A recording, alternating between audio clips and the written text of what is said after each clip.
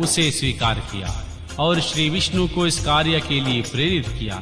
फिर तो भगवान शंकर की इच्छा से श्री विष्णु वहां से चल पड़े। वे तो मायावियों से भी श्रेष्ठ मायावी ठहरे।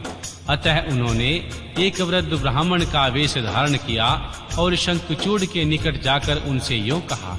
वृद्ध ब्राह्मण बोले, दानवेंद्र, इस समय मैं याचक होकर तुम्हारे पास आया हूँ, तुम मुझे भिक्षा दो। दीनवत्सल, अभी मैं अपने मनोरथ को प्रकट नहीं करूंगा।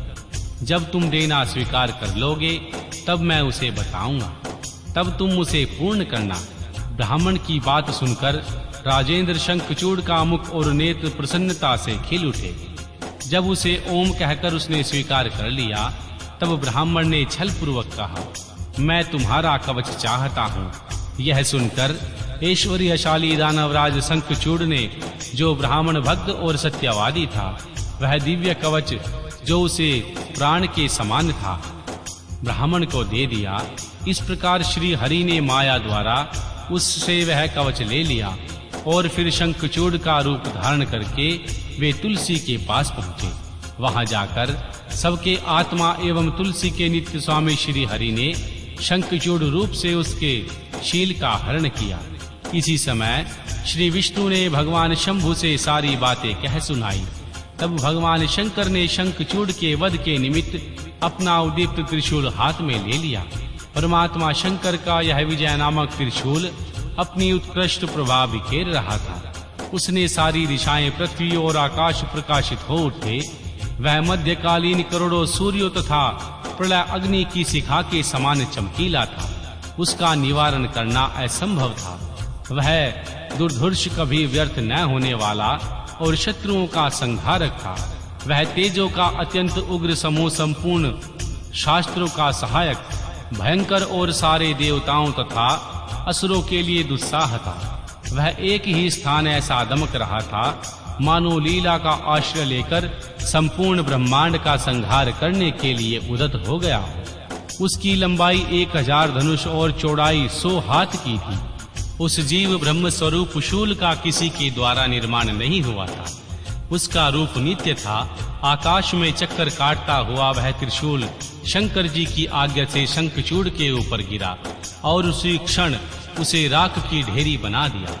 विप्र महेश्वर का वह शूल मन के समान वेगशाली था। वह शीघ्र ही अपना कार्य पूर्ण करके शंकर के पास आ पहुंचा और फिर आकाश मार्ग में चला गया। उस समय स्वर्ग में दुदुम्बियां बजने लगी, गंधर्व और किन्नर गान करने लगे।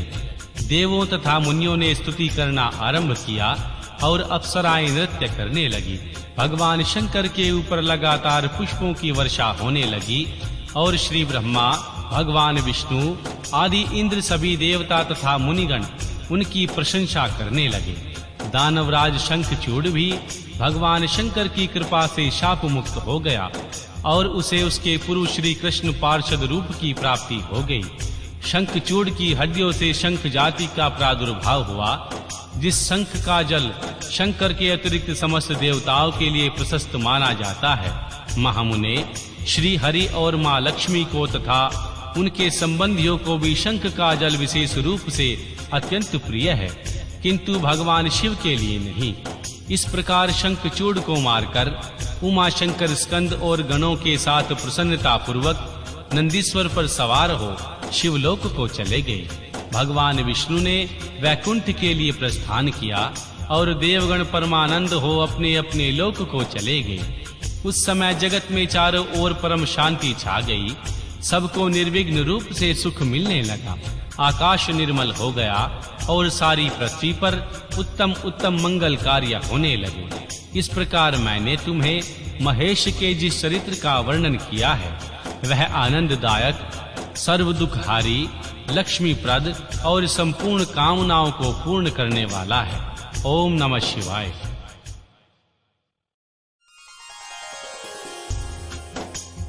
अध्याय 39 व 40।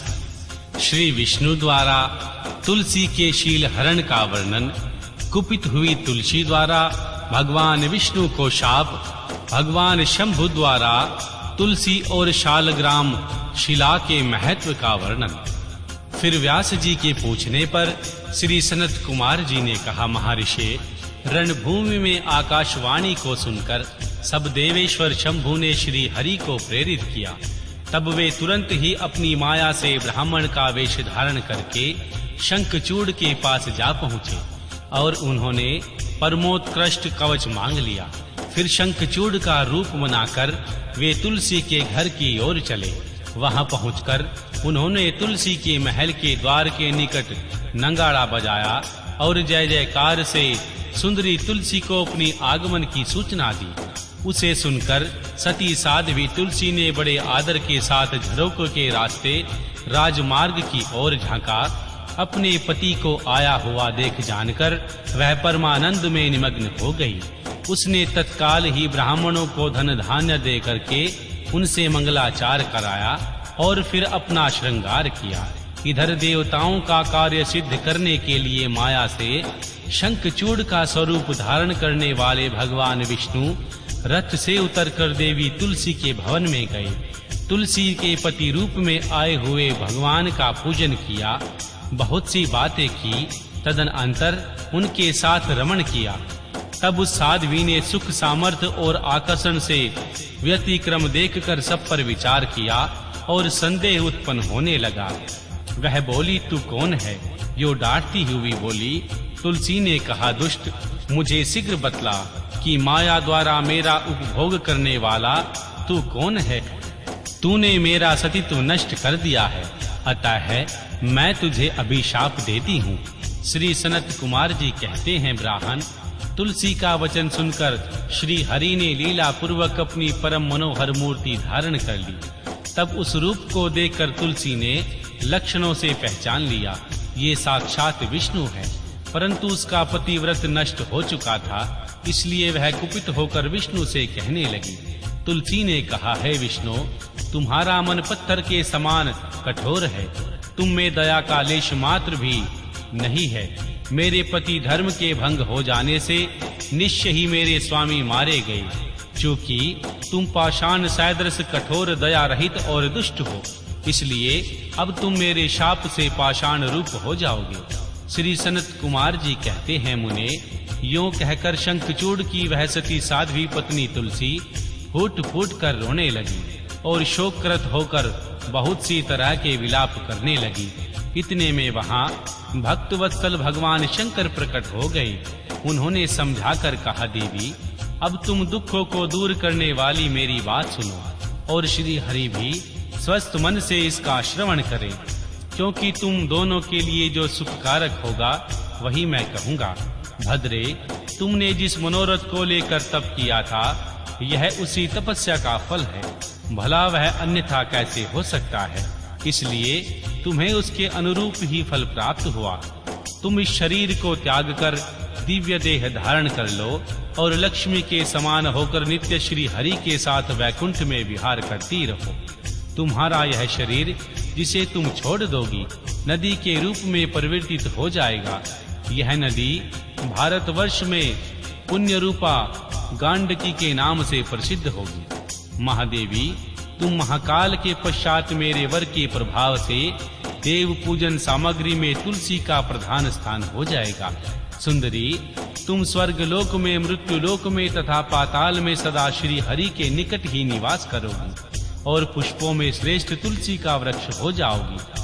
तुम वैकुंठ में दिव्य रूप धारणी देवी बनकर सदा एकांत में श्री हरि के साथ क्रीड़ा करोगी। उधर भारतवर्ष में जो नदियों की अधिष्ठात्री देवी होगी, वह परम पुण्य प्रदान करने वाली होगी और श्री हरि के अंशभूत लवण सागर की पत्नी बनेगी तथा श्री हरि भी तुम्हारे शापवश पत्थर का रूप धारण करके भारत में गंडकी नदी के जल के निकट निवास करेंगे। वहां तीखी दाढ़ों वाले करोड़ों भयंकर कीड़े उस पत्थर को काटकर उसके मध्य में चक्र का आकार बनाएंगे।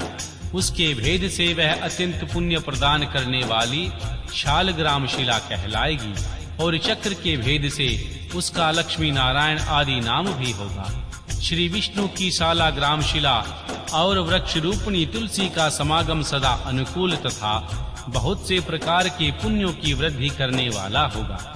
भद्रे, जो शाला ग्राम शिला के ऊपर से तुलसी पत्र को दूर करेगा